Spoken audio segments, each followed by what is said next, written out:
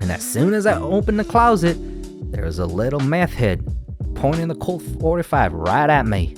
And he fired it. And it hit him in the chest. Boom. He said he got knocked over. Fucking skedaddled out the window and just ran into the woods. Just fucking disappeared. And this guy survived it. And I'm just like... He had a bulletproof vest. Yeah. He had all this tactical gear and everything. Second Amendment, right?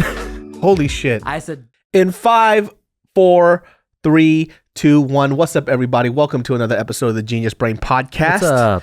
We have another episode with, of course, Ed Park, also known Ed Park VP. What's up? Here in the house. If this is your first time listening to the podcast, this is a podcast about literally anything and everything. We're just here to kind of keep you company about your day.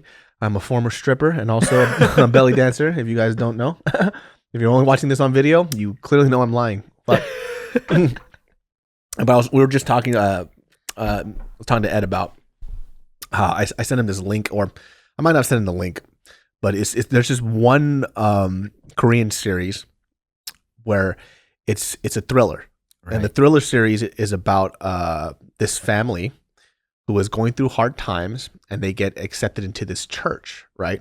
Okay. So in Korea, there are these extreme forms of Christianity that are cultish, extreme cultish. You'll see these people out on the streets trying to recruit people all the time. And that's what this whole thriller series is about. So this family, you see them driving like in the dark and in the rain. And basically, not to spoil it, they get to the point where they go to the area with this, it's called Kusewan or something like that, or something. I can't remember the exact name right now. I watched it a while ago. It's called Kusewan, which is the area or the church area or the church camp. Right. And so they meet these people. And you could tell that they're very friendly, very nice, and but the head leader, he kind of looks like cultish, right? He's a Korean guy with blonde hair, okay, right, wearing a white suit, yeah, you know, and he's saying that he's like the Messiah, like he's like the chosen one. But these people are basically going to this, and they're like, "Oh, these people are really nice. Like they're giving us a place to live. Like your father doesn't have any work. They're giving us food, clothes, and a place to live for free." Yeah. And basically, this is like the start of them going into this church, and it was so creepy watching this stuff because it reminded me a lot of the extreme religious heads that were in the Korean church. Like everything that you did, if it wasn't for God, is because Satan is controlling you. Yeah. And they kept saying this throughout the whole fucking film, like. Everything is the devil. And they would try to, there was like parts where they start speaking in tongue. Oh no. Dude, Ed. That's traumatic for me. Dude, you should watch, if you watch this, that's part of my life, man. That's part of my life. And there's parts too where they're trying to like take the devil out of the body. So they're saying, you know, this means like, I believe in God, or I believe in his word. Like, 믿습니다. And they're striking people's backs. Like, like literally beating the shit out. Smith Wigglesworth shit? Yeah. Yo, you guys, I forgot about that shit. Smith Wigglesworth. Google it. Dude, you gotta tell that story. This shit's so funny. I mean, like, because I but I went down a path where I was a missionary for a few years. Yeah. And I did a lot of missionary training, and I dug into the word very deeply and into the doctrine. And the people you're studying it with, they got some stories. They have weird stories. And you also learn through history about this guy named Smith Wigglesworth. That was his real name. He was this like last century preacher, an early 1900s preacher who would go around performing quote unquote miracles, like apparently punching a dude in the stomach and making his tumor come out his back or his ass. So another story about like, and then they'll tell these stories like, yeah, dude, he was a legend, man. He was a miracle worker. Like socking somebody in the stomach and saying a tumor flew out his back. Are you fucking kidding me, dude? And then a couple brought a dead infant to Smith Wigglesworth, and they were like, please pray for our child. We're going to bury him. So the story goes that he takes the baby, drops it in front of him, punts the baby, kicks it, and it fucking flies and hits the wall, hits the ground, and starts crying. So it's alive. It's a miracle. That's the story. And everyone that these like religious circles I was in was just like, isn't that amazing? I was like, what the fuck did you just say to me right now? Smith Wigglesworth? That's his name. When this fool told me this shit, we actually stopped and went, hold on, we gotta look this up. You can Google Smith Wigglesworth. And this man exists. Like, we don't know about the stories being real, right? But this is a real fucking person. There are all these people, like, I mean, when we're talking about, like, the cultish side of it, like, we'll look at the world we live in today, like, not half, but the big chunk of country believes in some conspiracy in one way or another. Like, we see it all around us today, especially with, quote, election fraud, QAnon, and all that shit. And let me tell you, when I was in or let me not say the name of the town. Then when I was back home in the middle of nowhere, let's say the, quote, real America, right? They believe that stuff, the QAnon stuff, the planes fucking poisoning us, and like microchips inside vaccines, and they all believe that stuff, and they think I'm an idiot for listening to New York Times. You know what the weirdest thing too? It's like, it's these people who are literally the dumps of America, right? And they're like, I got the government's out here trying to get my secrets.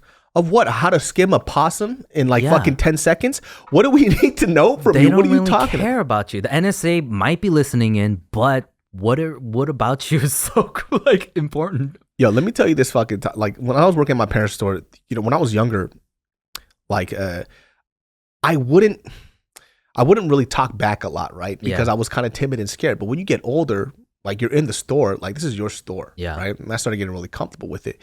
And there'd be some fucking hilarious people that would walk in. Let me tell you this is one person. I remember what I said to this person. And it was like a moment where I'm like, I'm so sick of this shit. This lady, she was trying to pay for her stuff, right? First of all, it's a beauty supply store. Yeah. There's nothing of necessary goods here. And she's like, she's going to pay for her hairpiece. And she's like, she whips out her EBT card.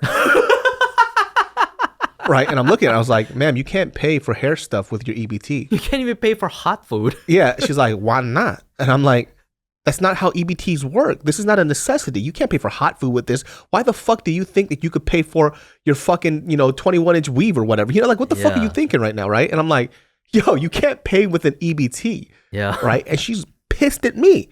Like, because I won't take her EBT. Literally food. Food.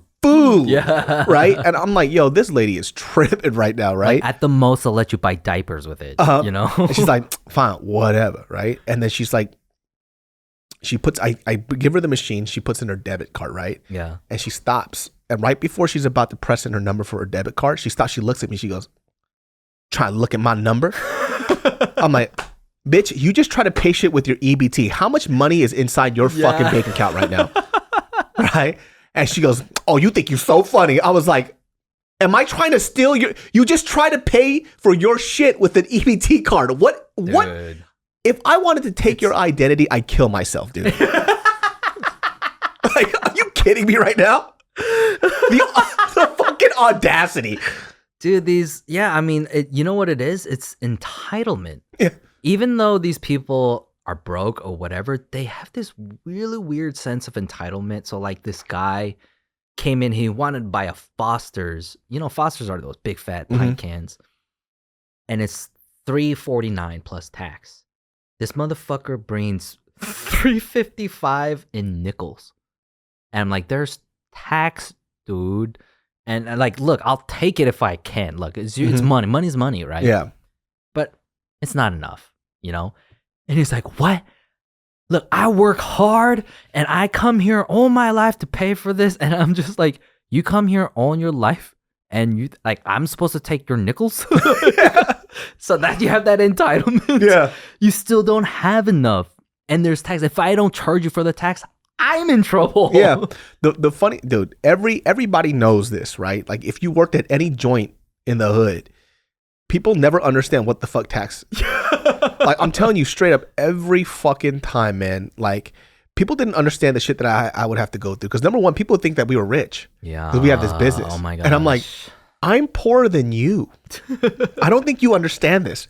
I'm either as poor or even more poor than you. We struggle together. Yeah, I was like, you don't get it. Just because I work here and we have this business doesn't mean I make more than you. We're barely getting fucking by, right? And so like, they would like do shit. My mom would always say this shit. She goes, they would get like scrunchies, right? And it would be the same shit. My mom would be like, 3 for $1. It goes, one. Let me tell you this shit. This is so fresh. She goes, 4 for $1, right? And so we would ring them up. and it would come out to 108 with tax. Yeah. Right. And she goes, I thought without fail, at least one person, y'all a bunch of fucking crooks. You said it was $1. I'm like, my mom's like, tax is not mine. Yeah. I'm like, well, what did I say this? Tax is not mine. Yeah. That's the government. Tax is not mine. Right? And they're like, then why'd you say it was $1? I'm like, yo, bitch, where fucking else do you go anywhere else where you don't get charged for tax? Why are you fucking sweating this? Even people try to argue with me that Gatorade shouldn't be charged taxed. Like, dude, are you kidding? There's chemicals in this shit. Like, Yeah. All drinks outside of water taxed. You know, especially in Washington State, sugar tax. Yeah. People are so mad at me. Yeah, they're mad at us. Dog, one of the funniest things too, and I remember I told this shit in class in high school and people were cracking up because I was like, this is just some real shit that I was dealing with. They thought I was doing like a stand-up bit. And I'm like, no, this is just my life. Stop fucking laughing. Like the same shit too, right? The same lady who gives a shit for the dollar for the tax shit, right? This is like, you always hear this in like hood shit. And like she goes, well, how much can I get for just one then? Right? I'm like, it's $4 for $1, so you get one for 25 cents. She goes, oh, so that's how you get us. And I'm like, is that a comeback? I'm like, what? I was like, yes, it's 25 cents each. That's how the math works. She goes, no, I see you. You thought you could slip by me, huh? I'm sitting here just, am I missing something? It's the same price. It's 25 cents for $1, 25 cents one each. Yeah, I see you. I'm like, she's waiting for you to be like, all right, you figured out the system. You gamed me. I'm like, Do you want yo, in on my this? God, Do you want bro. in on this now? Just having to deal with that shit was so fucking, and it's so funny too because, you know, like I said, this is like for me anyways, it's like 1% of customers are like this, right? So 99%, like you could see the other people behind her just rolling their eyes, like, bitch, hurry the fuck up. Like, quit giving these people shit. You know what I mean? Like, so, like, we would always have a customer that had to step in and be like, yo, chill. Yeah. You know, yo, you gonna buy this shit or not? You know, because they're giving us shit. Do you have debit fees?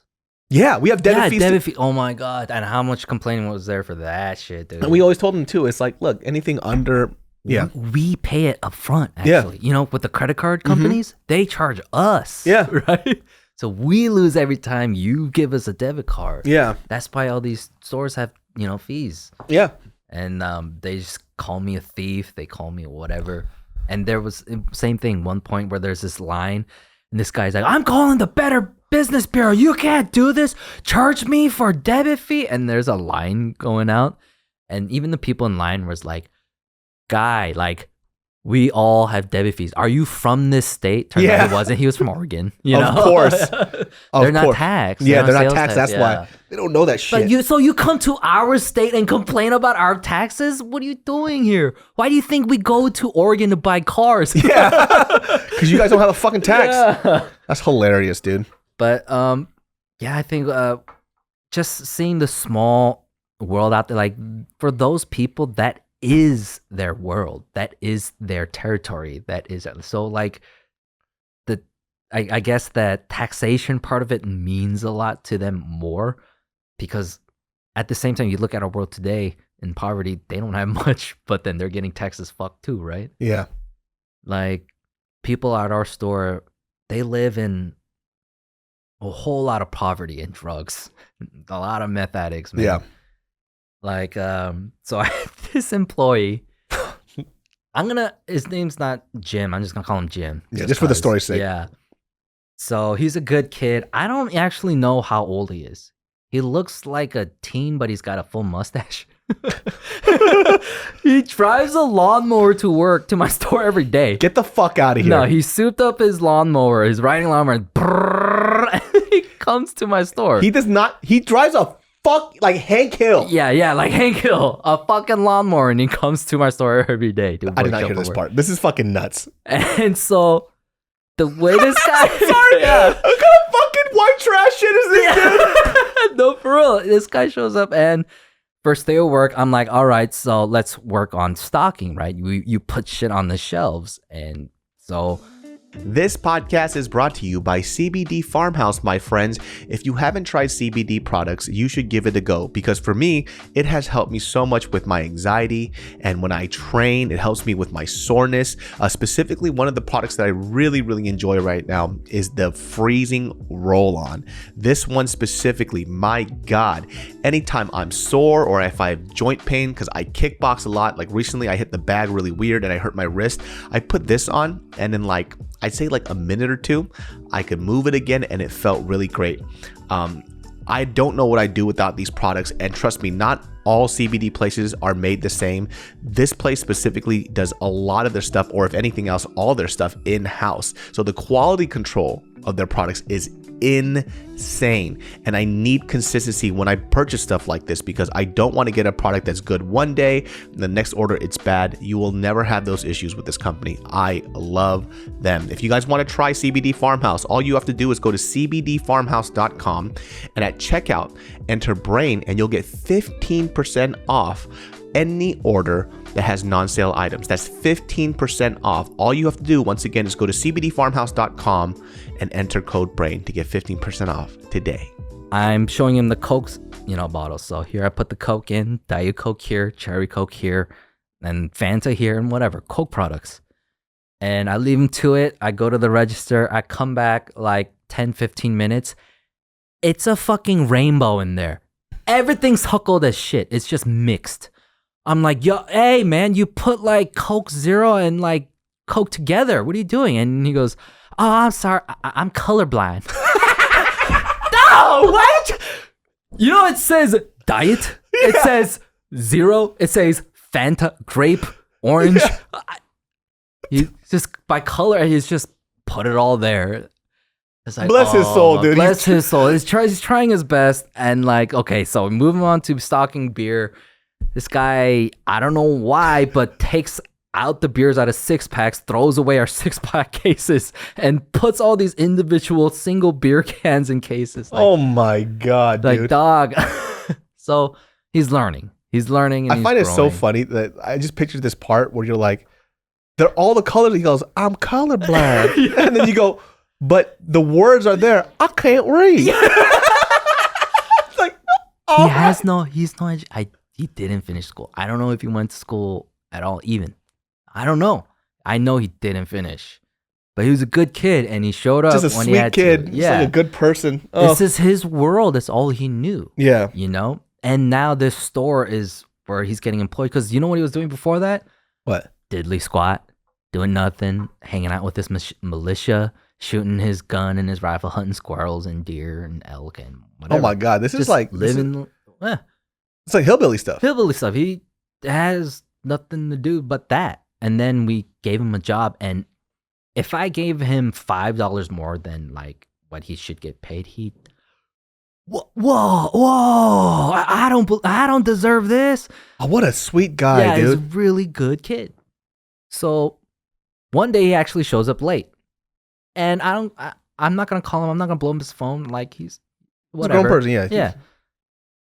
When he shows up though, he's fucking pale and sweaty, and his eyes are sunken in, right? And he goes, "Hi, sorry I was late. I got shot." What? It's like, yeah, I got shot right here on my chest. Hey, wait, what the fuck are you talking about? What are you doing here? Go to the hospital. He said one of his militia members died. Okay, God rest his soul. And in the midst of that, some squatters, some meth heads, took over his home.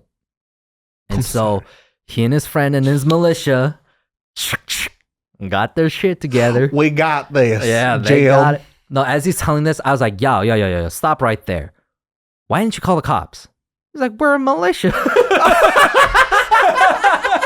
Well, we got guns. Well, you're looking at the sheriff right here, you baby. You gotta understand, their rights, their Second Amendment rights is everything. Is everything. Why call the cops? I have the Second Amendment. Yeah. I got my rifle.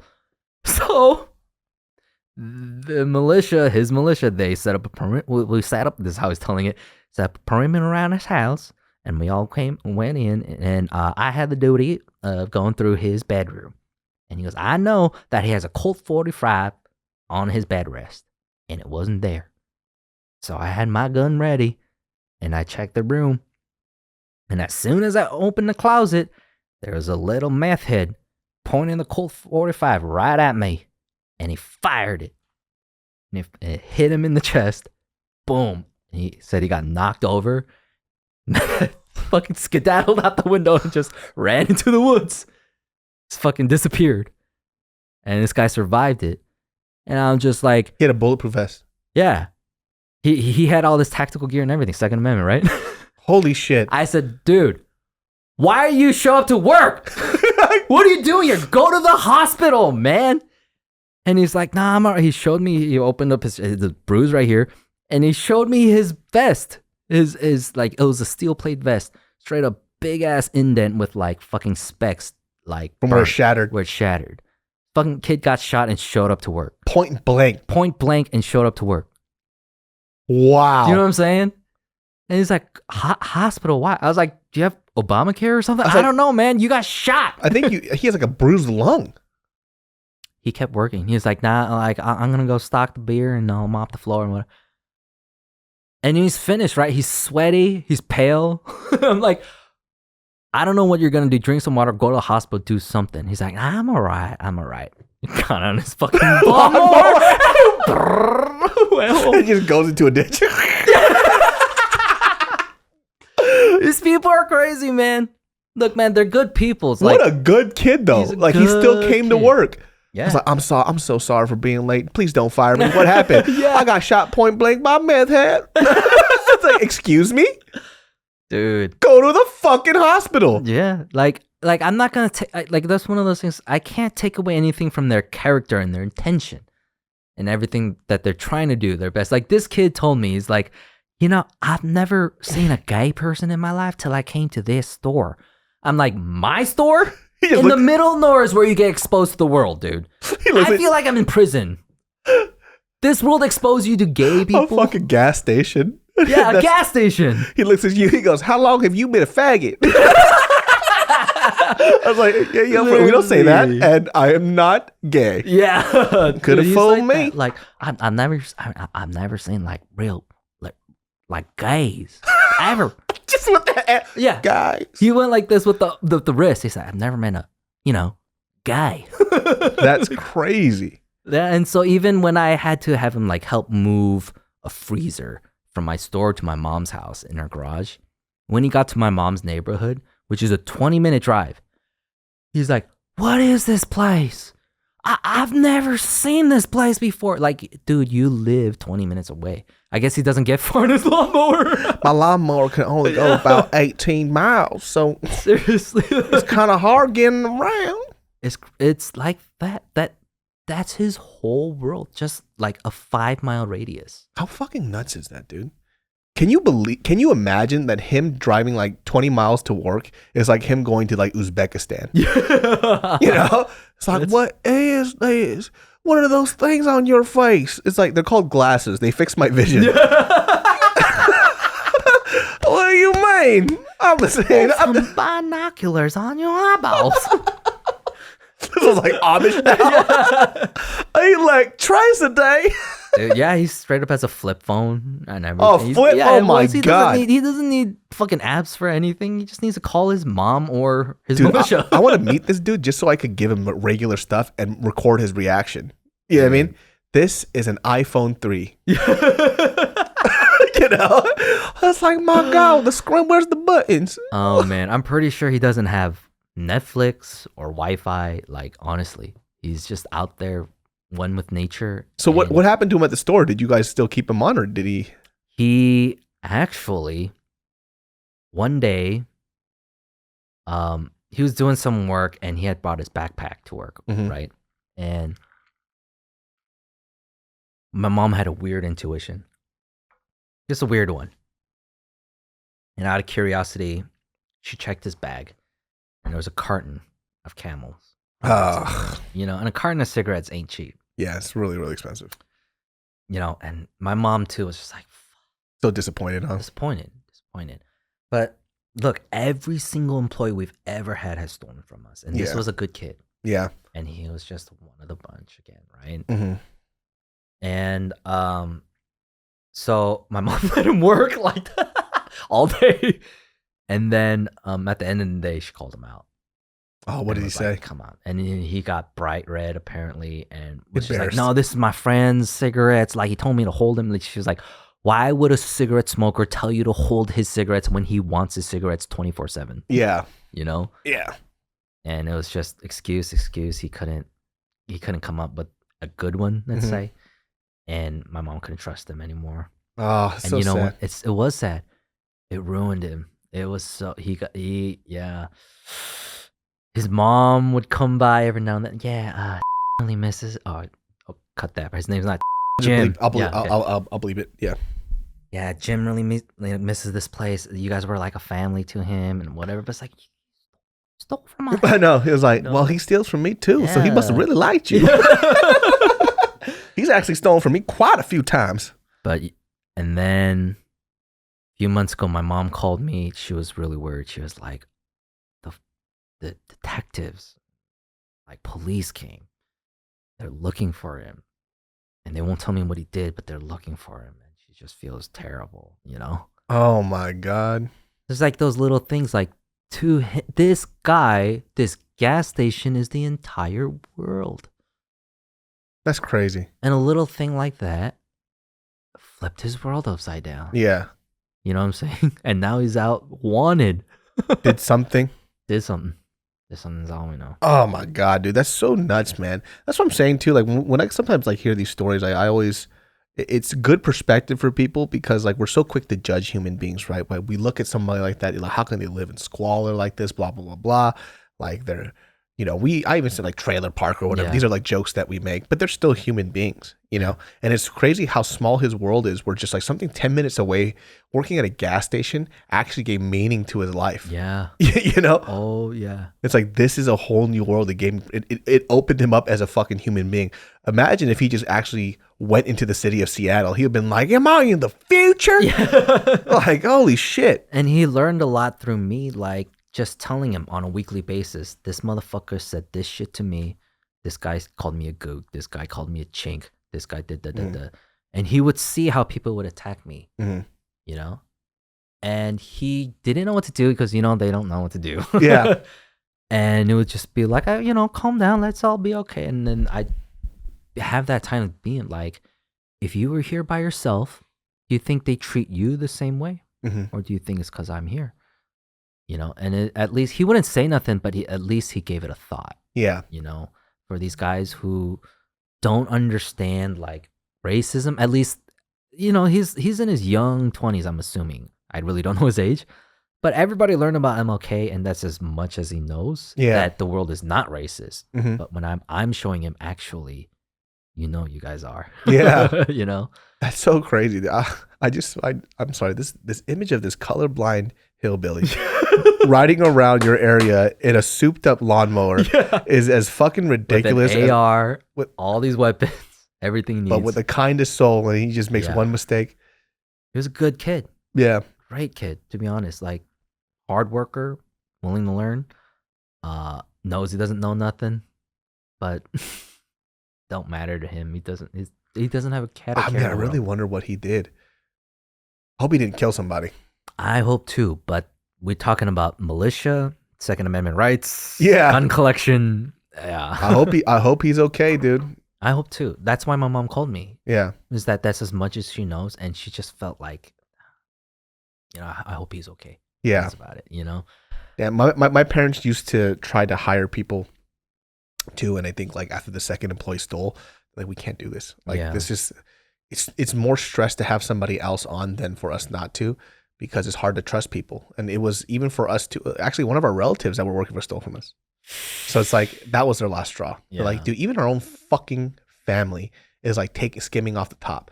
Because my mom, she's like super like very particular about counting money. Yeah. Right. And we found out that one of our relatives from my dad's side who was working at the store with us, who I thought they were super sweet and great.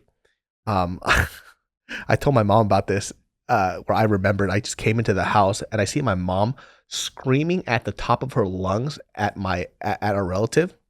And she's sitting there just in tears, just holding her hand. And my mom is cooking at the time and she's chopping up a fish head. And she's like, "Yay, crack!" And she just chops like with a cleaver. And I'm frightened because I've seen my mom angry, not angry like this. You know, like I think she's going to kill her. Yeah. You know, and she just has to sit there. And I remember her husband came in, right? Because my mom finally confronted her about it. Because my mom wanted to gather enough evidence first, right? And then she finally, like the amount of money that she still was skimming off the top after like 6 or 7 months was like in the thousands, right? Because we don't make that much money. Yeah, that's bullshit. So my mom's like, "What the fuck? Why are we losing? Where's this money going?" Yeah. And she found out that she was skimming a little cash every time she was closing out the register. And so, you know, she came in, and I remember he came in through the door, and she goes, right? And then he's like, he already knows. Yeah. Right? And then he's like trying to calm her down, and my mom gets the cleaver and just goes whack, like right into the fucking butcher block. And he's like, "Oh shit." I'm like, "Dude, my mom's gonna kill you, dude. Like my mom might actually murder you." You know, because family is very important to us. And so like after that I never saw them again, but I heard they moved to like Wisconsin or some shit like that. You know how it is in business. Like, this podcast is brought to you by MD Acne, my friends. If you've had problems with your skin your whole life, that's probably because you're not using the right products. Or if you're not using the products on your face, what the hell are you doing? And I know exactly how you feel because it's hard. It's hard to figure out what you need for your skin, if it's right for your skin. And sometimes when you try out products, they don't work. It's stressful as hell. Well, MD Acne has your back. And I've been using it for quite a while. And let me tell you something, your boy's skin popping. MD Acne's app eliminates these problems by analyzing our skin and delivering effective customized acne treatment products with unlimited dermatologist support with free fine-tuning and product formulations so you're not stuck with something that doesn't work. It's pretty simple. All you have to do is download the MD Acne app. It's going to analyze your skin in a matter of seconds and deliver a complete kit of customized acne medication, cleanser, and moisturizer that's tailored to what your skin needs. Also, the first month supply is for free. And all you have to do is pay for shipping. So just go to mdacne.com/brain to download the MD Acne app, analyze your skin, and get your first month supply for free. And you just pay for shipping. Once again, to get that clear skin and a month free supply, go to mdacne.com/brain and just pay for free shipping, my friend. that's a personal thing. Like, you stealing personally from me, right? Yeah. Like, you feel that, right? When someone steals something, even a candy bar. You know how fucking nice my mom is? Yeah. Before they left, my mom gave them the money that they stole. Oh, wow. So they could start a new life. Yeah. She was like, "I never want to hear from you again, but because this was worth like damaging our relationship, take this money and start your own life." And I remember when she gave it to them, they were bawling, Yeah. like crying. Yeah. And she goes, "Take it." And they're like, "No, we can't take it." And she just shoved it at them. She goes, "Take it and leave." And she gave them like fucking like $5 or $6 grand. And I was like, "Take it." Shit. She's like, "If it's worth it, take it." And then I haven't seen them since. That's a great life lesson. I know. Like, one of grace. Mm-hmm. I mean, more than you deserve, mercy, all that shit. That's the Christian side of your Yeah, that's the Christian side of my mom. You don't deserve this shit. Here you go. You don't Mercy. deserve it, but take it. You know, since you needed it so much. But I heard they started their own life over there, and they took that money and it helped them out. So you know, my mom still did what she thought was necessary. Yeah. You know, but my mom also can't look at that type of behavior and be okay with it. So So she's just like, "I never want to hear from you again, though, because it'll just make her mad." But she doesn't want to see them starve or struggle. So it's like, fuck, man. And that's not even her blood relative. That's from my dad's side. Yeah. Yeah. You know, isn't that crazy?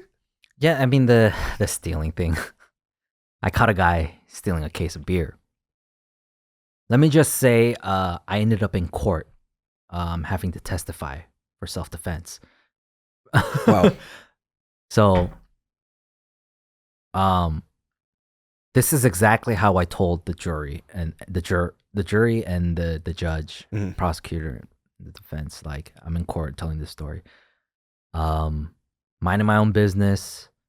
You know, I know a guy came in, right? Ding dong, I hear it, but doing whatever I gotta do, and I hear ding dong again, but and I look up and nobody came in, and I never checked anyone out.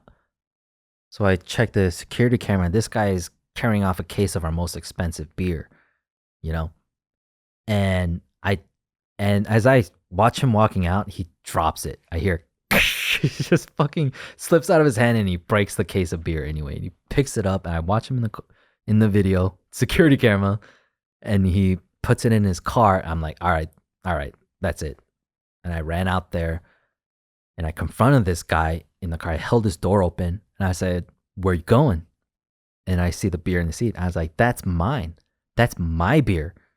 And he looks at me and he doesn't say anything though, right? He's just silent, just wide-eyed. I'm like, where are you going with that? That's mine. Did you pay for it? And he won't say anything. And so I'm like, are you drunk? Because you shouldn't be driving. And he won't say anything. So I said, you're not driving because you're drunk. And I start grabbing him, right? And I pull him out of his car, try to pull him out of his car. And now he starts like struggling with me and fighting me. And I'm like, you motherfucker, you're getting out of this fucking car. And I'm getting angry. Yeah.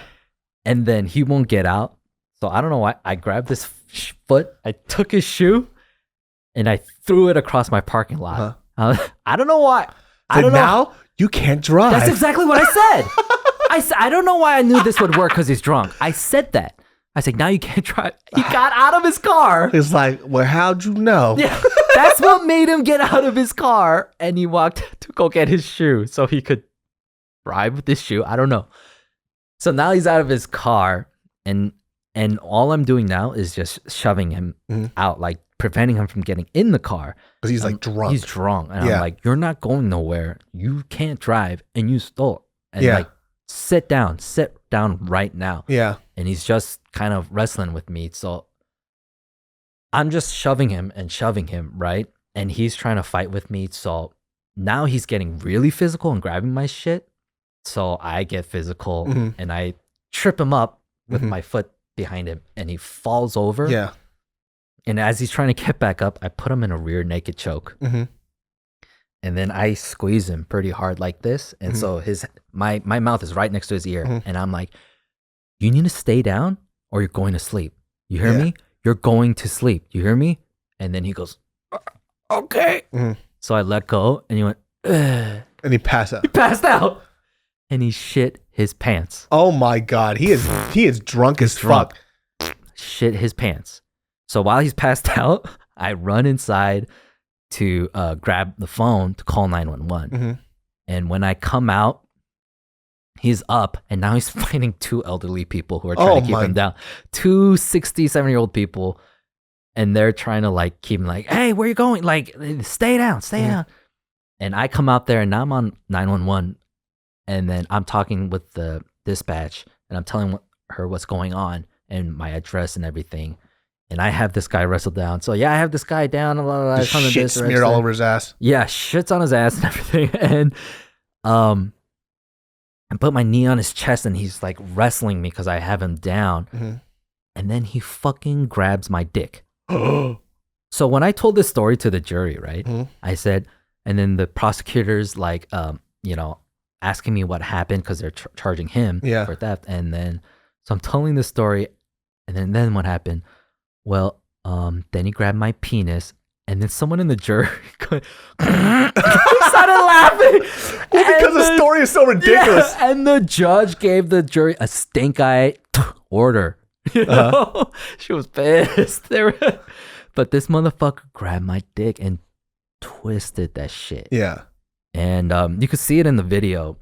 Like, I was really close to him, and that was the moment where like, now I can punch him. Now I can hit him. Because he was assaulting you. Before I Sexually knew assaulting you I couldn't just punch him or hit him or anything. I had to keep him down. Like, part of the law is that in Washington is that you're allowed to keep someone in custody on your own property if they're trespassing. Yeah. And so I was doing that within my legal right. But then when he grabbed my dick was like when I was like, all right, now I'm going to fuck you up. Yeah.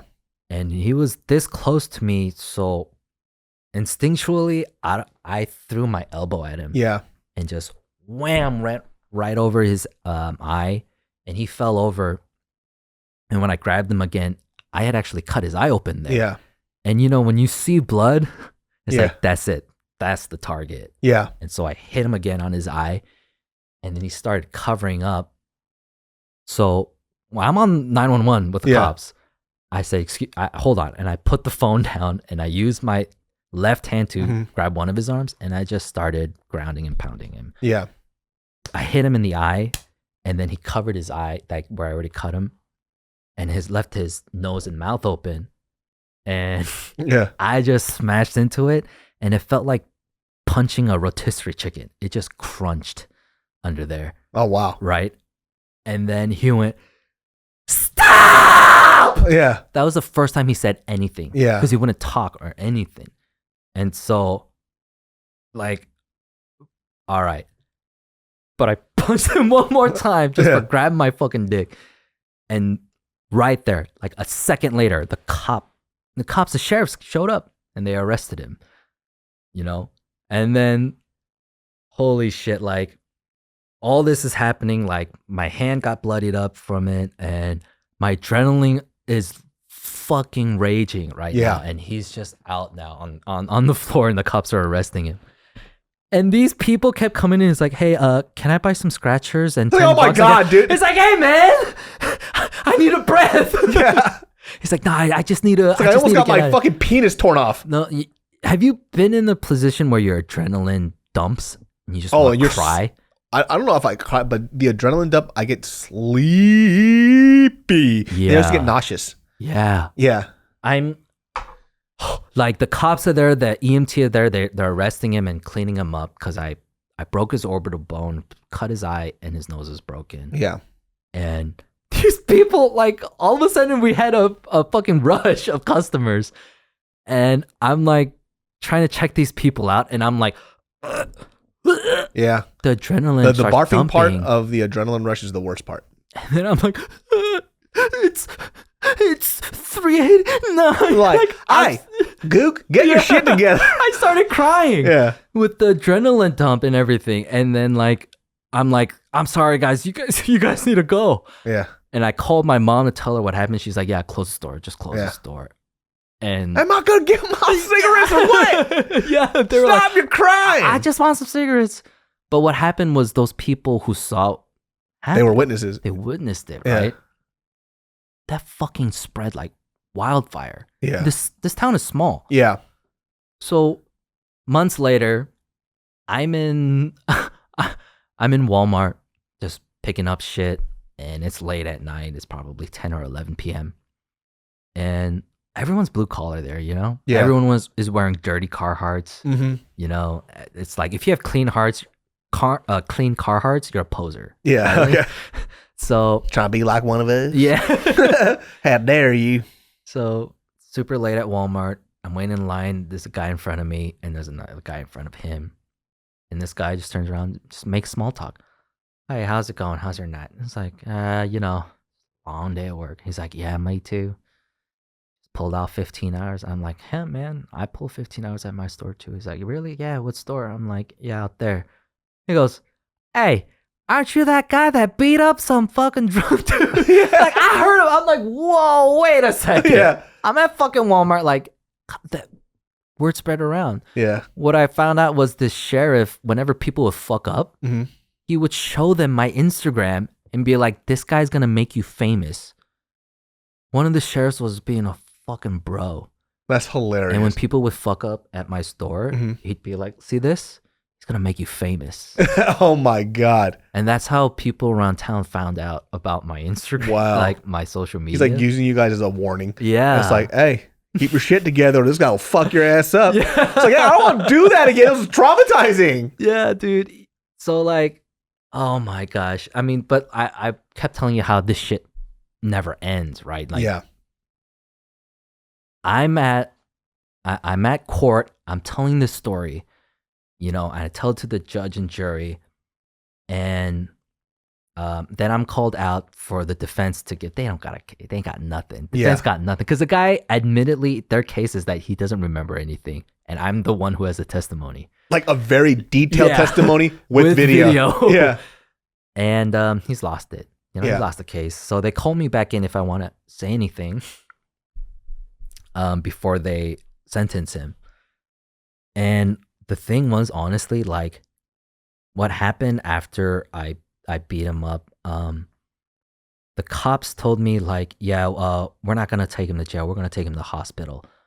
I'm like, oh, I didn't. And he's like, nah, not like he's saying he wants to kill himself. He's getting suicidal in the backseat of a car right now. I mean, look at him. He's covered in shit. He's fucked up. Yeah. Yeah. And so I started feeling like shit for what I had done. Yeah. I was like, oh my God, what did I do? You know, and I tried to keep weighing out what had happened or whatever. Yeah. So when it came down to it, to the sentencing, I'm standing in front of the judge, the prosecutor, the defense. And I'm like, look, I've gotten in trouble with the law before too. I spent a night in jail because of my drunkenness. Yeah. And I was telling, and at that time I had lost a shit ton of weight, and I told it I just lost 100 pounds, you know, because I quit drinking. You know, in my life, I'm trying to get it back together. And I was like, this guy's suffered enough, please. And I told the judge, like, this is at the time, I was like, I believe in God, you know, and I think the system works. We had a trial, and he should be sentenced for what happened. But Your Honor, I said, you have the power, you know, to show him grace. I think he suffered enough. And if you could show him leniency, I think it would help him have a better life. And then he called you a chink.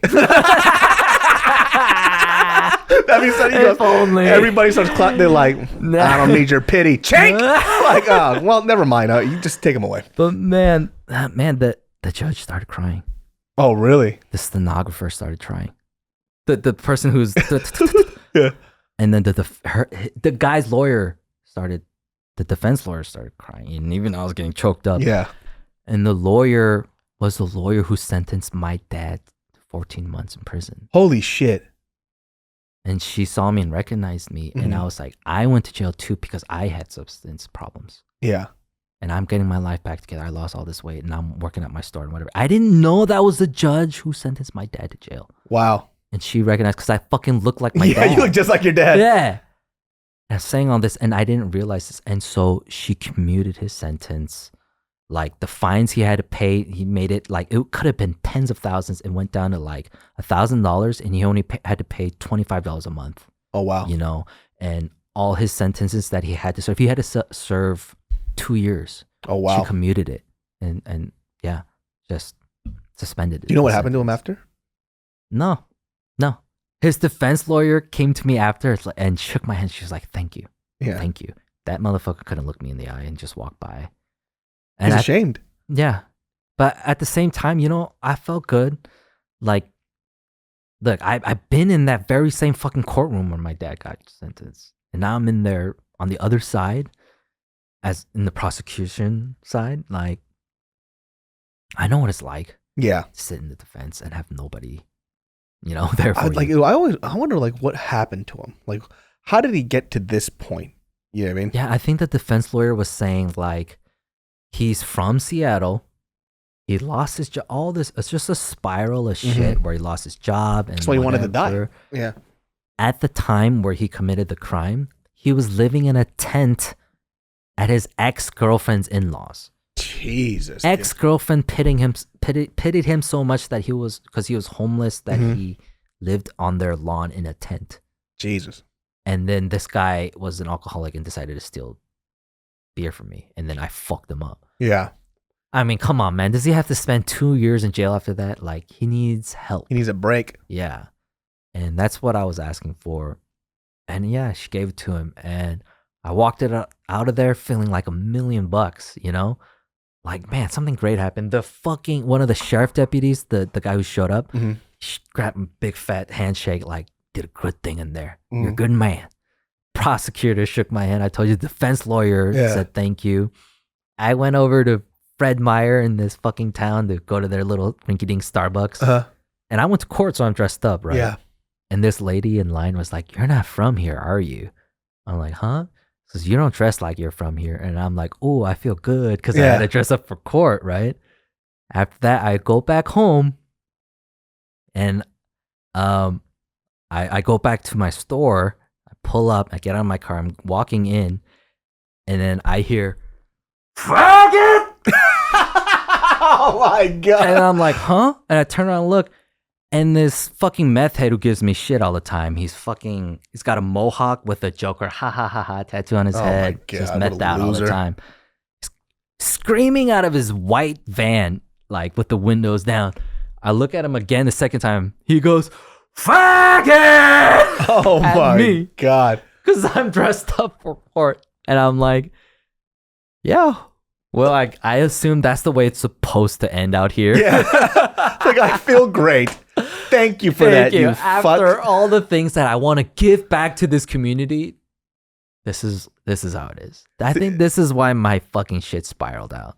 Well, see, this is the hard part too. It's like, we always talk about giving with out of a gracious heart, right? This is the hard part. It's like giving without expecting something to happen in return. And Keep going. so when these things happen, it you have to try not to let it chip away, right? Yeah. Because it's like that gracious heart in giving is where people, I think a lot of people fuck up with, right?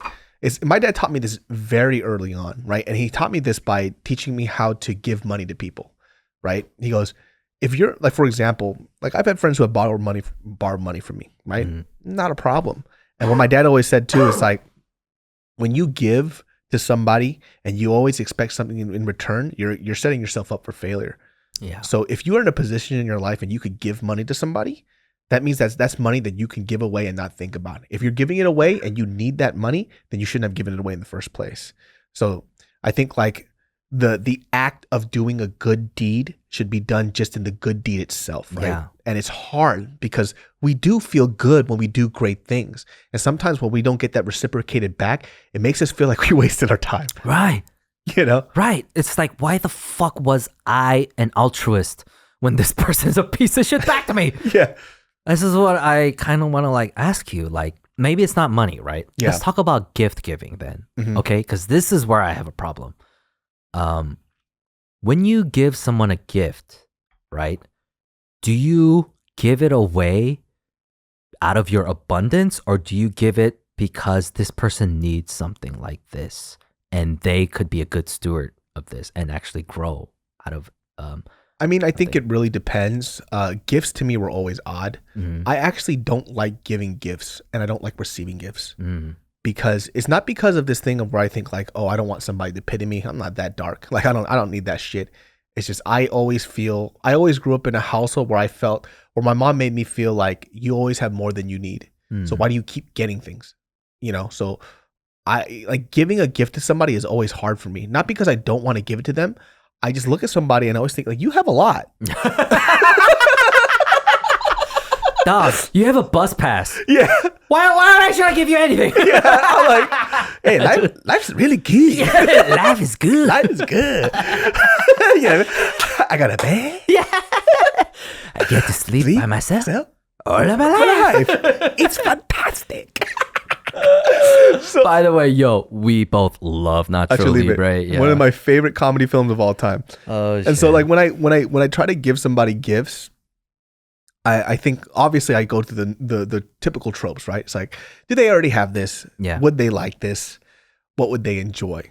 Right. But when you're an adult and people are, your peers are doing relatively well, it's hard to give, That's why I like registries, because it's like they're telling us what they need. It's like, cool. Now I know I won't fuck up. Boom. Can I ask you a personal question? Yeah. You and I now. Yeah. This fucking guy gave me his Sony FS700.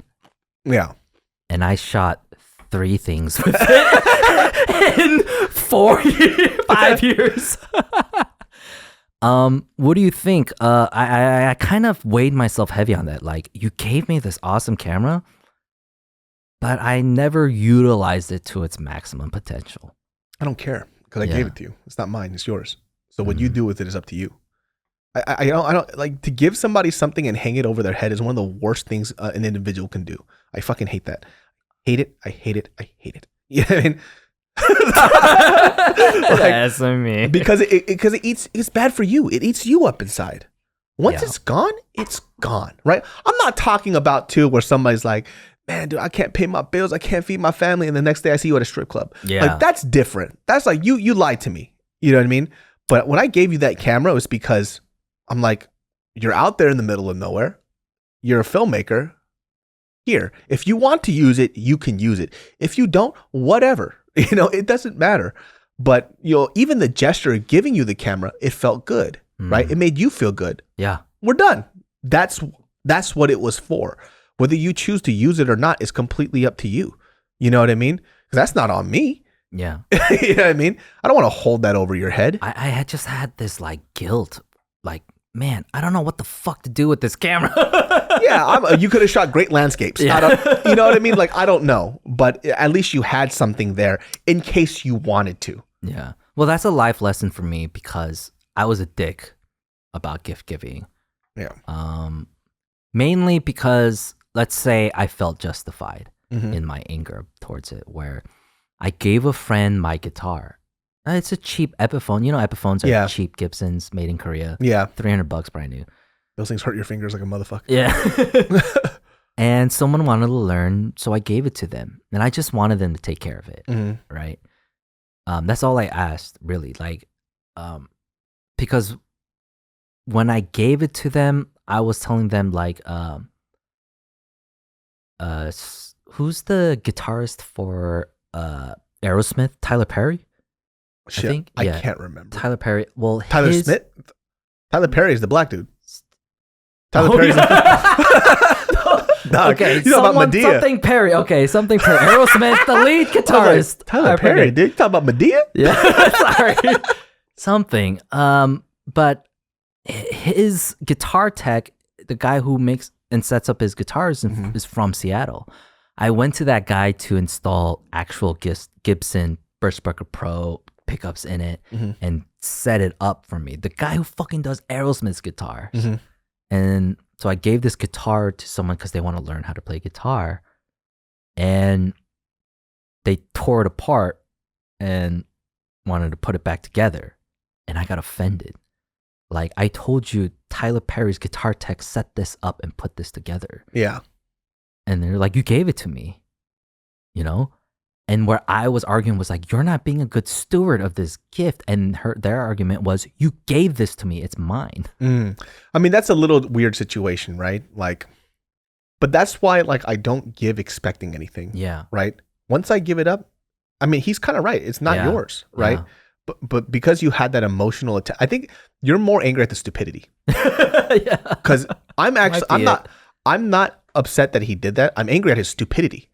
Like, who the fuck do you think you are? I literally told you who put this together. There's no way that you could take this apart and do a better job. You're dumb. I'm more upset at how stupid this person is. You know what I mean? Well, that's the thing. They're learning guitar. So his name is Joe Perry. They don't know who Joe Perry is. They don't really care about Aerosmith. They don't know what a guitar tech is, or they don't know what a setup is. They don't know what a pickup is. And so it was like, on me, it was like, what was I thinking? Yeah. Well, that's what I'm saying. That's why when you give things, don't expect shit from people. Right? I learned a very, very valuable lesson in that about not just gift giving, but like the value of things, or even myself, or the weight I put on, and expectations. Right? Dude, like, even like the camera gear that I sold it for dirt cheap. Yeah. Right? And the people that I sold it to, I know for a fact they're not going to use it to its potential. I just know just by looking at them. Then but they enjoy it. Yeah. And it's like, I sold it for cheap, like it was like video bundles, like a starter kit that I would have loved to have had, right? For like $2,000, a monitor, fucking 4 batteries for an A7 R3, right? Like monitor, like a memory card, everything, the whole shebang, right? Like everything that I needed just to start, minus the lens, right? It's like $2,000 or like $1,900. I'm like, damn, I would have killed for this. And then I definitely, sold this and I'm like, this person's probably not going to shoot with this. Yeah. Or they don't know what to do. Yeah. But I'm like, it doesn't matter. Like, whatever. Like, I did it out of the graciousness. Like, I made nothing off of this, I think it was because of my past experiences of giving away things. Because as a Christian, I told you I sold my shit. I gave some of my stuff away. But one time I was really broken. I had to pay rent, and the only thing I really had left was this Taylor 414 CE, right? Now the thing about this Taylor was also that it was a limited edition Maranatha Worship Leaders edition guitar from Taylor, where it had dove inlays on the frets all the way to the head. Stock head had this beautiful dove Taylor doesn't make custom guitars, right? This is one of 133 made in the world. Holy ever, shit. right? And I was using it to lead worship. Like, I got lucky getting my hands on that off of eBay. And I was leaving church and I was quitting everything. And I got kicked out of leading worship and all that. And there was another kid that was coming up. And I saw the potential in him, right? So I was like, you know what? I want to sell this to him because he's going to keep learning and he's going to keep doing this shit. I can't, you know? So I sold it to him for the same price I bought it for and stuff. Like, that guitar meant so much because, do you know who Doyle Dykes is? No. So who's that Korean kid on YouTube who plays like guitar finger Yes, I know who he picking is. That kid's dope. yeah. His mentor, his guy is Doyle Dykes. His style is Doyle Dykes style. That guy who did this crazy finger picking. Yeah. He's also one of the only few people in the world who has a custom Taylor signature guitar. Him and Prince. They don't do it for, and Taylor Swift. Yeah. And they don't do it for anyone. So I met that guy, Doyle Dykes, and I showed him my guitar to sign, right? And then he's from the South there. He goes, "Where did you get this?" Yeah. And I'm like, huh? Or like, yeah, I bought off eBay. He's like, "I've only seen this guitar once, and it's sitting in Bob Taylor's office, sitting in the wall." Wow. I'm like, holy shit. I was like, will you sign it? He's like, "I can't sign this. You want my dirty handwriting on this?" I was like, yes. Like, all right, kid, I don't know what you're talking about. And he signed it, Doyle Dykes, on the head. Mm-hmm. So this guitar is worth a lot. Yeah. I sold it to this kid and expecting nothing out of him. And you know what? He was a good steward. He fixed up the pickups when it would break, and he's still leading worship to this day. With that guitar. With that guitar. And that was my expectation. With my next guitar, it wasn't there. And I think I faulted in seeing a success story with someone who doesn't. I think because you were also giving out of your expecting an emotional return. Yeah. You know, so like that's already setting yourself up for failure. You know, sure. like I can't do that to myself. I literally can't do that to myself. So like now it's like I give and it goes away. Dude, I have a friend right now, like out of all the money I've given this motherfucker, like he probably owes me like almost like $6-7 grand. You know? But this motherfucker down and out of his fucking luck. Yeah. You know what I mean? So it's like I'm supporting this dude's dream, right? And I've never expected anything in return. And and you know, this person has tried to pay me back in other ways too. Maybe not with money, but with, you know, support and time, you know, helping me with stuff. Yeah. And I'll take that. Fuck it, I'll take it. Yeah. You know what I mean? But I did have to have a conversation with him about borrowing money. Yeah. Because though I didn't expect anything in return, I do have a problem with somebody who borrows money only because they choose not to work. Did he buy like a PlayStation with it? So, you know, the last time I lent this person money, I was like, I'm going to give you this money. You don't owe me it back. Yeah. Just like I always do. Yeah. However, this time it's going to come with a lecture. You want to take it? Right? He didn't have a choice. He goes, "I'll take it." Cool. I was like, "You're a lazy motherfucker." Right? And he was like, you know, he was quiet because he knows it's true. He knows it's facts. I was like, the difference between other people and you being down out of your luck, you don't have money because you don't want to work. I was like, you are a very capable person. I was like, think about this right now. And this is all I'm going to say. You rather take money from your friend than go out there and work hard for it yourself. How does that make you feel? Right? I was like, don't ever ask me for money again. You'll take this. It's gone. It's out of my hand. I still love you. We're still good friends. But the only reason why you can't pay your bills is because you choose not to work. You want to make money the way you want to make money. Right. I was like, I do things that I don't want to do all the time, but I need to pay my fucking bills. You don't think like that. You want to live in this fantasy world where you get to do whatever the fuck you want, and then you rather take money from me rather than work. Was this pre-COVID? This is pre-COVID. Because, you know, this guy could work at 7-Eleven. Right? This is pre-COVID. Yeah. So You he know? could work literally anywhere. Yeah, like anywhere. You know, it's like you choose not to work hours because you don't feel like you want to that day. Yeah. I was like, there's so many opportunities for you to make money, but because it's not fun, you don't want to do it, so you'd rather take my money. It's the last time you'll ever take money from me. And then it's never asked since.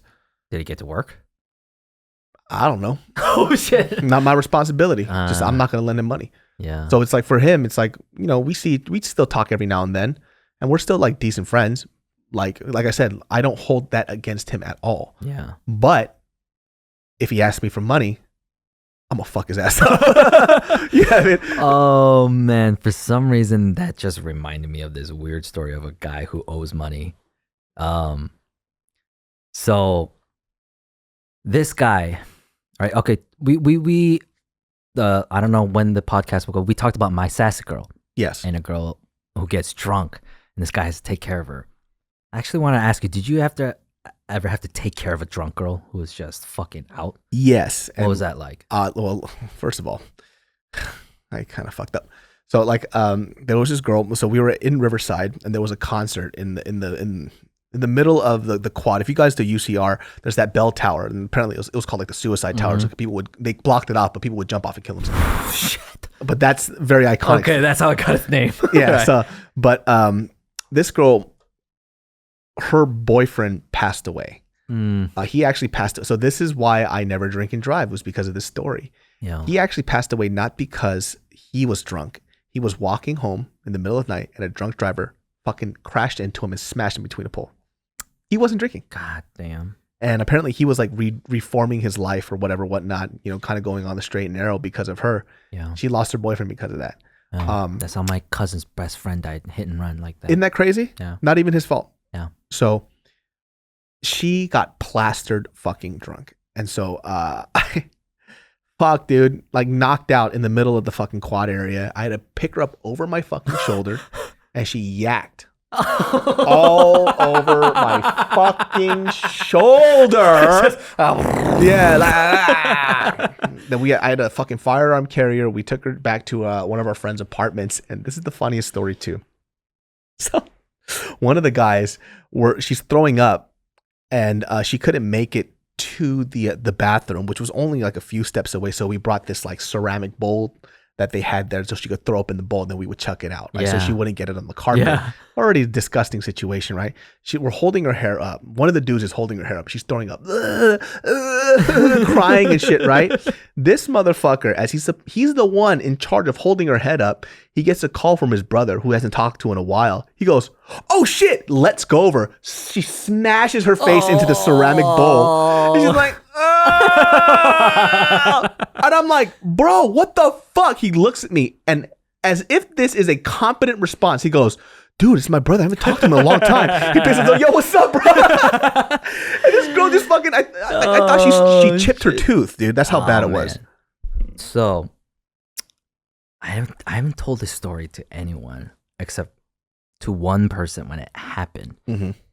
This happened in shit, dude. It happened fucking 20 years ago. Yeah. So I just graduated. So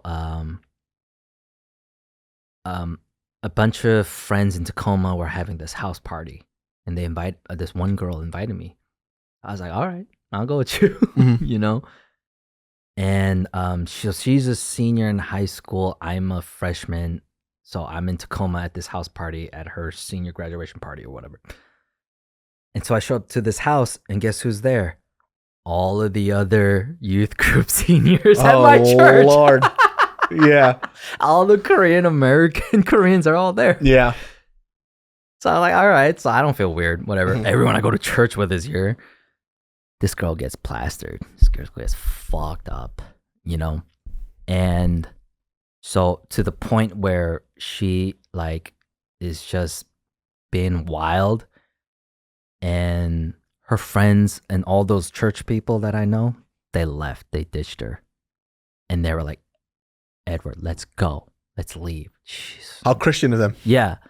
Dude, she's drunk. Just leave her, I was like, nah, I'm going to stick around, right? And they're like, and rolled their eyes at me kind of thing. They thought I wanted to get drunk and stop acting holy once they left or something. Yeah. But this girl was just getting crazy plastered until she just kind of passed out upstairs in this house party. And I went up there to check on her, and then I just hear this just gargling, right? Oh, I'm like, no. oh fuck, right? So she's in this bedroom, so I'm dragging her dead weight, pulling her by her shoulders and just going like that, and I hear the gurgling coming up. Oh I'm like, shit. fuck. So I don't know what. I cup my hands like this, and she's in front of me, and she's just no gag reflex, just dribbles all this barf in my hands, and I'm like, oh my god, and it's just coming, and it's God. overflowing in my hands, and like, I don't know why I think I can carry this shit. And there's this house plant next to me, and I just like just dump it in there, and then I continue to drag her ass into the bathroom and just let her fucking puke, right? And I'm in the bathroom, and I'm like, fuck, now I'm in this situation where I'm alone with this girl and all these other people, and she's drunk as fuck, and people are banging on the door like, what the fuck is going on in there? And I'm like, shit, this girl's out. So I call my Hyung, you know, I'm like, and because he lives in the same neighborhood, I'm like, hey Hyung, I didn't want to tell him because I know he's gonna beat me up for being in this situation, but I'm like, look, I'm with this girl at this house party, and she's trying that, and he's like, all right, just bring her to my house, right? And so I didn't drink all night actually that night, and I'm trying to drag her ass, and I'm looking for help. And there's this group of guys in Tacoma. I'm not gonna say they're gonna know whatever I call them. They're gonna know who they are. I'm gonna just call him D. Mm-hmm. And I'm like, yo, help me get her down the stairs because I can't do this shit by myself. Yeah. She's dead weight. And he goes, fuck you. Why'd you bring her to this party? I'm like, hey, she brought me here. People brought and he was like, fuck you, man. Why'd you bring this fucking girl? I'm like, holy shit, no one's gonna help me. Yeah. And so I fucking like taking her down the stairs by myself and drag her into that 4Runner I had. Yeah. The same car. Yeah. I fucking threw in there. And I drove her to my Hyung's house and got her cleaned up. Right. And then her phone started ringing. Right. I'm at my Hyung's house. We're like, I'm like, oh, finally fucking safe. Like, what a fucking weird night. And then get a phone call from this guy. It's D, right? He's like, hey, is this Ed? I'm like, yo, what are you doing? What are you calling? They're calling her phone. Yeah.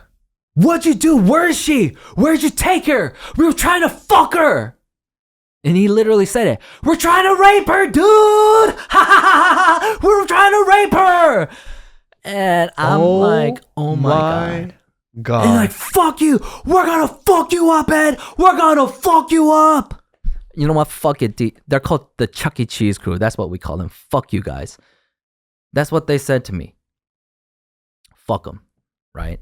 And so I disassociated with these guys for years. These like Korean people at your church? No. Oh, they're just like fucking scumbags. These are Tacoma people. Scumbags. Yeah. The church people left. Yeah. While this one girl who's a church girl. So, by the way, got fucking drunk. As a story of caution for women, I'm telling you, when you go to these situations, listen, be careful, right? Because there are scummy ass fucking men out there. Yeah. Like legit, because I was just going to say, I was like, she's lucky somebody didn't fucking rape her, dude. And lo and behold, look at these fucking scumbags are telling me they're going to kick my ass for preventing them from raping her. Straight up, word for word. That's fucking crazy, dude. This is what, yeah. So, I fucking got her to safety and all that shit. And I dissociated with this guy. Like, I'm going to keep calling him D. Mm-hmm. But as I keep hearing about him, as we keep growing up, like, this is what happened. This is what I mean about people who owe money and why I bring it back full circle to this. This guy got caught up in the drug game with one of my Hyungs, who everybody knows you shouldn't fuck with him. This one Hyung particularly, do not fuck with him ever, right? He's a weird case because when he was 15, his mom woke him up one Saturday and made him go take the SATs. He got a 1590. Holy shit. When his out was out of 1600. He's a smart motherfucker, but he's a gangpe. Yeah. He's a gangpe. Those are the scariest people, though. He's so scary. And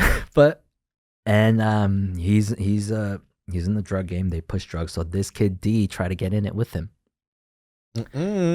And as it turned out, he just went under in the red, and he owed my Hyung money.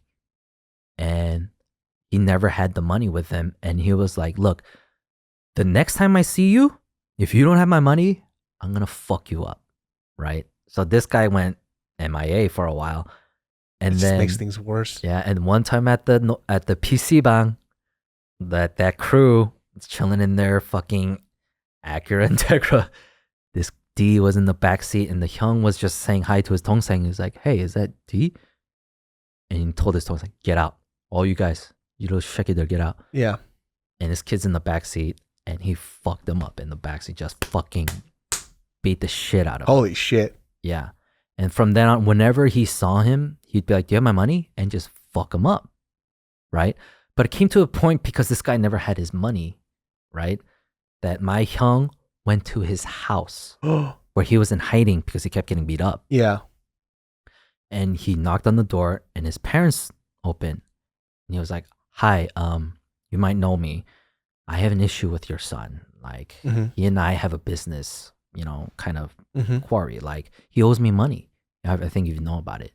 They're like, "Yeah." And it's like, "Can I talk to him? Can we talk about it?" All right. So they're sitting in the living room, mom, dad, son, D, and my Hyung.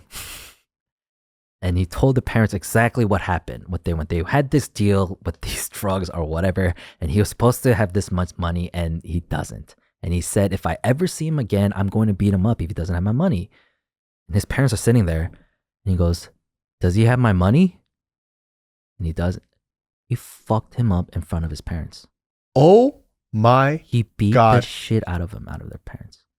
And here's the thing, like, I feel like, whoa, he got, but I'm also like, I remember. You were trying to piece of rape a shit. girl. You're trying to rape a girl. Yeah. This is the life you choose. And his parents just watched it. That's the thing. They're like, I feel like his parents are like, "You deserve it." Yeah.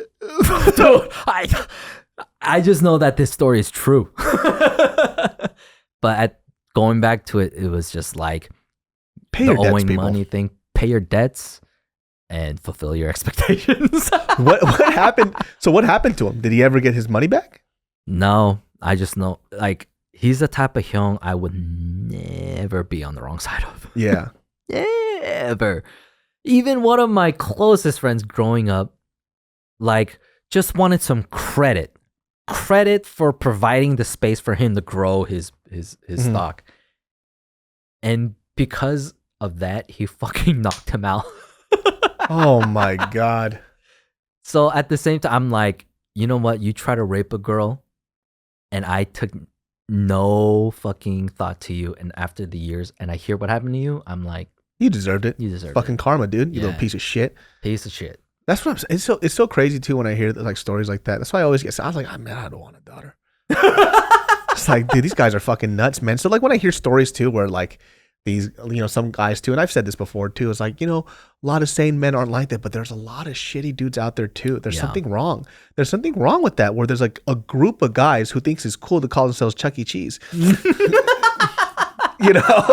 Grown ass men, that think they're really fucking cool. But these were always the people that I always would have trouble with. You know what I mean? Like I see them, but me. When I don't like somebody, it's highly apparent. It's very hard to hide from me. Yeah. You know what I mean?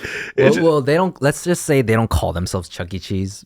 We call them Chuck E. Cheese just because, but like they accepted it. But honestly, it's not the type of people you want to be around. Yeah, it's like you fucking dweebs. It's like, but we used to always say stuff about people like that too. It's like for me, because I wasn't like ever gang related, I just happened to be around people who were very scary individuals. Yeah. But my thing was too, it's like, if you're not about that life, don't pretend like you are. It's just some serious shit. You're gonna get caught in the bottom of that shit. You're gonna be someone's bitch. Bro, I told the story on this podcast years ago, or even not too long ago. I'm pretty sure people remember the story. But my very first time I realized like how different people are was when I would go to these like house parties.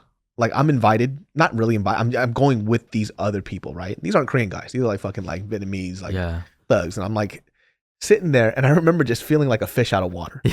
Like I don't belong here, but I wanted to be there. It's almost like you want credit, like you want to be tough or whatever. Like, this fucking fat, the clout.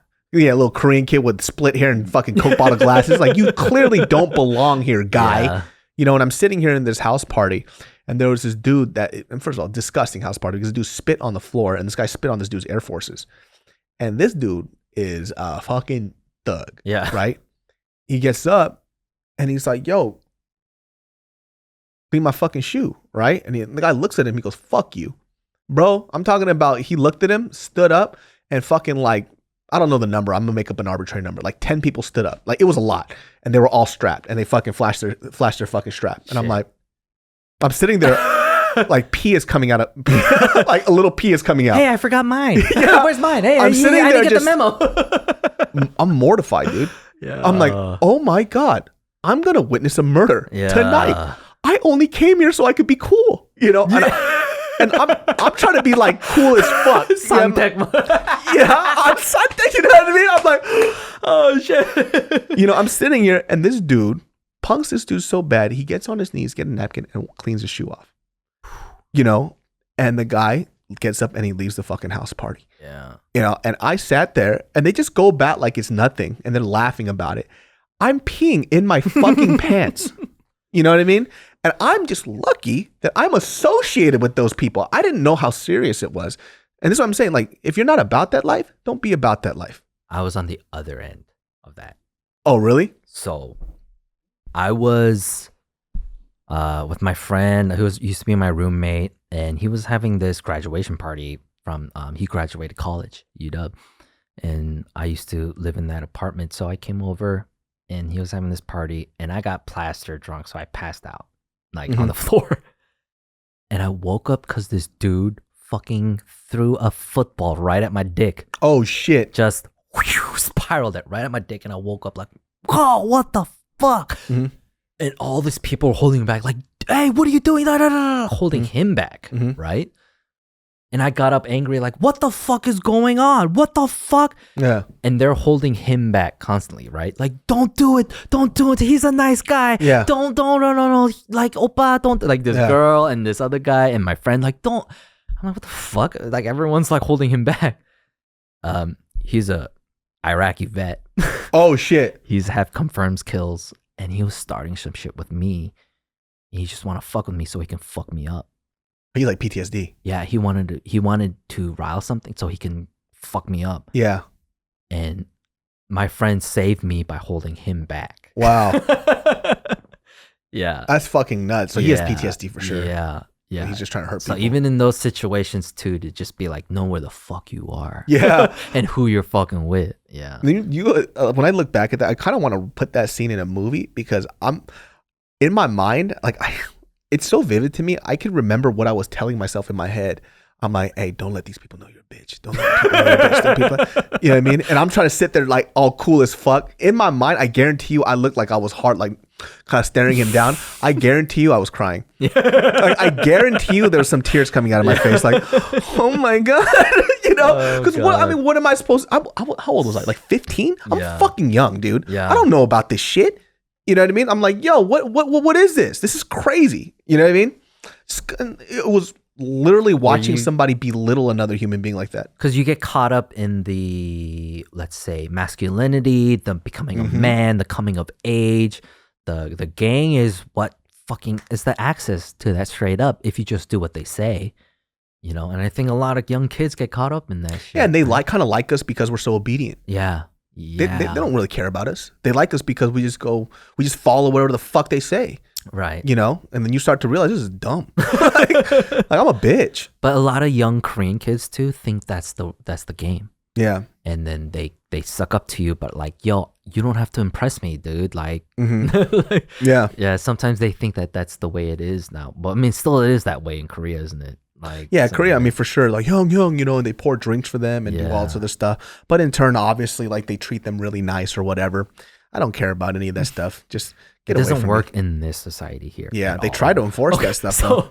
So when I was living in K-Town, right, I was thinking I was in front of either Kongji, you know, or BBQ Chicken, you know, like that spot. Yeah. And then I'm out in some parking lot and some Latino dude, right, comes up to me. He's got a cigarette in his lip. He's like, hey, bro, you got a light? I was like, yeah, dude. And this is when I smoke. So I put up my lighter and I light it for him and hold it up like this, right? And he goes, hey, what the fuck, man? He took the lighter out of my hand. So what, you think I'm gay or something? I light my own cigarette. And I was like, oh, in Korean culture, that's what you're supposed to do. We do that too, you know, it's a sign of respect. He's like, fuck that shit, yo, I'm not gay. That's so fucking funny, dude. You know, yeah, it's a difference. What you were trying to do is something really nice, and how he took it, it's like, here, just take this. Yeah. He thought I was like, Hey, you trying to fuck or something? Yeah. Fool? What the fuck, dude? yeah. What fuck I look like, fool? I don't give a fuck about this. Fucking maricon. Fucking joto ass What fool. the fuck? Fucking maricon, joto ass fucking puto, dude. What the fuck, man? You think I'm trying to fucking suck your dick and shit, fool? Dude was Fucking like, man. yeah, I'm not gonna like try it, but I'm terrible. But that's Hey, what he this thought. fucking Gino's trying to touch my nalgas, fool. What the fuck? Dude. Yeah, I mean, and so you got to learn like where you're at in the situation you're in, and Dude, that being fucking- such a melting pot. You just Like K-Town's such a weird spot. Remember that 24 hours in K-Town? That place was ghetto, dude. the 24-hour fitness. Yeah. Yeah. Dude, did I tell you when we lived there, I got punked off of my machine? What? So, dog. So, there's this late night spot. I mean, I don't know if I just had bad luck or I just got this face that people just want to fuck with. Yeah. But, you know, I'm working out late at night and I'm on the lat pull down, right? And when you go to a gym too, there's certain people that work out late at night and they're usually not normal fucking people, you know, and I'm there like at 2 a.m. Yeah. I'm working out and I go to the lat pull down machine. This dude, yoked as fuck, wife beater, long, short, fucking rag in the back of his back pocket, everything, right? And I'm sitting here, I'm going through that mental conversation of make sure you don't look like a bitch so people don't fuck with you, right? Look like you fucking, like you belong here, right? Yeah. And I'm sitting here and I start doing the lat pull down and this fucking dude, buff as shit, tatted up, wife beater, long shorts, rag in the back, comes up and he goes, "Hey, you're on my fucking machine." I look at him, I'm like, "I am on your machine." I just get up. I get up and I start doing seated rows instead. I never went. That's another way. Yeah. That's another way. Yeah, I thought a pambo be so. I never went back to that 24 again. That dude scared the fucking shit out of me. He punked me out of my fucking doing my lat pull downs. Man, so I have a similar story. In the middle of nowhere, back in Washington. You know, for whatever I could do, with how shitty it was out there, I lost a lot of weight and I started working out. So I signed up for a gym out there, and yeah, I lost a ton of weight, and I'm trying to make going to the gym a regular thing, and I'm trying to actually lift now so that I can burn fat while gaining muscle or whatever. And either it was a bench press or some machine, anything, but this big like Latino dude, like he's puffy. He's like, "Hey, are you done with this machine? Can I use it?" I'm like, "Yeah, dude, sure. I'm good." You know, and we move on, whatever. And I go back whenever, an hour late, however long my workout is, and I always go in the sauna. Yeah. And then take a shower and I get dressed. And I'm in there and getting dressed. This old 80-year-old white dude. He's like, "I saw you when you were working out, and that brown guy, I didn't like the way he was talking to you." I'm like, "What?" Right? Like, yeah, he was grunting and aggressive, and he came up to you and took your, and I was like, "Are you trying to defend me from some shit that I don't even think happened?" He was like, he asked nicely. Yeah.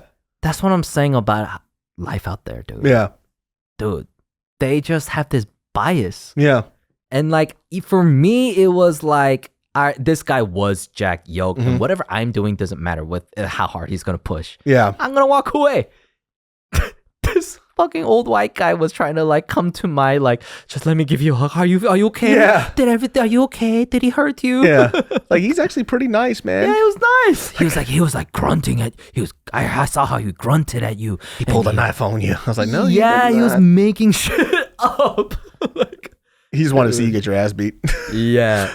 Like, it'd be so funny too, like in the gym when I'm working out, like clearly I'm like fat and out of shape and I'm doing a bench, you know, I put like a 45 plate on and like a 25, right? And somebody comes up and is like, "Hey man, you gonna use those 245 plates?" I'm like, "What do you think, guy?" Just take it. Just why do you ask?